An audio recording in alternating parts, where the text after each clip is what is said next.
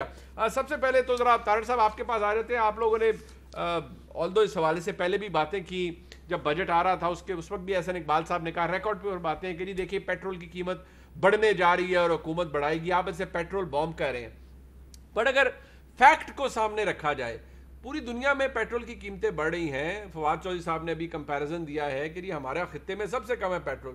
تو حکومت کو اتنا مارجن تو دیجئے کہ یہ حکومت کا جنریٹ کردہ کوئی پیٹرول کرائسس نہیں ہے, یا پیٹرول کی قیمت انہوں نے خود سے نہیں بڑھا دی, یہ ڈیپینڈنٹ ہے انٹرنیشنل مارکیٹ کے اوپر. لہٰذا اس حوالے سے اگر آج مریم نواز شریف صاحبہ بھی کہہ رہی ہیں کہ یہ پیٹرول بوم پھینکنے کی سازش ہو رہی ہے, حکومت نے کوئی پیٹرول بوم نہیں گرایا.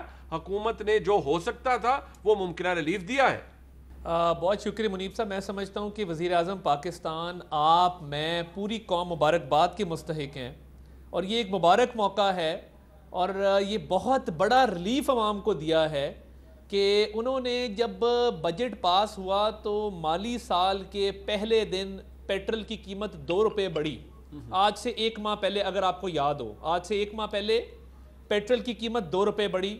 اس کے 3 دن بعد بجلی کی قیمت 3 روپے پر یونٹ بڑھا دی. اب اگر اس مالی سال کے پہلے 2 مہینوں میں دیکھیں تو پیٹرول کی قیمت جو بڑی ہے وہ 5 روپے نہیں بڑی, 5.5, وہ 7.5 روپے بڑی ہے.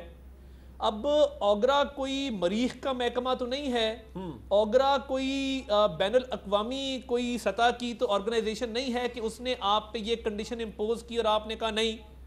حکومت کا ایک محکمہ ہے جو سمری موو کرتا ہے.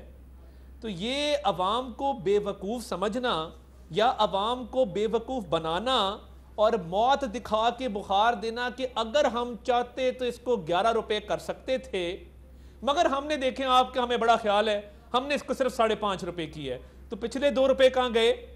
اور یہ تو کم از کم اتنا تو مانے کہ اس نئے مالی سال میں 7.5 روپے بڑی, نمبر 1. نمبر 2, یہ انٹرنیشنل مارکیٹ پتہ نہیں کون سی خبریں یہ دیکھتے ہیں یا انٹرنیشنل مارکیٹ کے کون سے فیکٹس اینڈ فگرز چیک کرتے ہیں.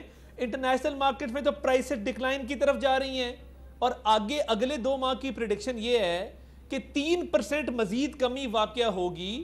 پرابلم اتنا ہے کہ یہ بجٹ میں جھوٹ بول چکے تھے, یہ پیٹرول پہ لیوی انکریز کر چکے ہیں, نمبر 1. نمبر 2, بجٹ میں انہوں نے کہا کہ ہم کوئی نیا ٹیکس نہیں لگانے جا رہے, اور ہم نے ریونیو ٹارگٹ جو ہمارا ٹیکس کا ٹارگٹ ہے وہ کئی گنا بڑھا کے کہا کہ اس کو ہم اچیو کریں گے. ریونیو ٹارگٹ بغیر نئے ٹیکس لگائے اچیو کیسے ہو سکتا ہے. اب یہ جو پیٹرول کی پرائسز بڑی ہیں یہ ہر بندے کو افیکٹ کرتی ہیں. یہ سکول جانے والا بچے سے لے کے جس نے صبح بس پہ بیٹھ کے اپنے سکول جانا ہے, اور ایک جو مزدور ہے جو رکشے پہ چنچی پہ جاتا ہے, اس کو بھی اس نے افیکٹ کرنا ہے, اس نے موٹر سائیکل والے کو بھی افیکٹ کرنا ہے, گاڑی والے کو بھی افیکٹ کرنا ہے. ساروں پہ آئے گا. لیکن مجھے طارق صاحب صرف ایک بات بتائیے. سر مجھے ایک بات طارق صاحب ذرا بھائی جان بتا دیں, آپ نے ابھی کہا کہ اوگرا کو مریخ کا محکمہ, واقعی اس حکومت محکمہ پاکستان کا ہی ہے, لیکن یہ سمریز کا کانسیپٹ جو ہے یہ کوئی اس حکومت کا تو نہیں ہے. آپ کے وقت میں بھی ایسے ہی سمری اوگرا موو کرتا تھا, ایسے ہی پیسے, ایسے ہی پرپوزل جاتا تھا, یا اگر سلیش ڈاؤن حکومت نے کرنا ہوتا تو یہی میکنزم اپناتے تھے. تحریک انصاف کی حکومت نے ایسا کیا کر دیا ہے؟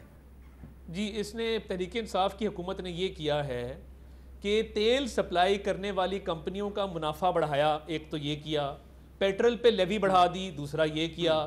تیسرا یہ کیا کہ یہ 1-2 ماہ کے اندر آپ نے 2 دفعہ سمری موو کرائی ہے اوگرا سے.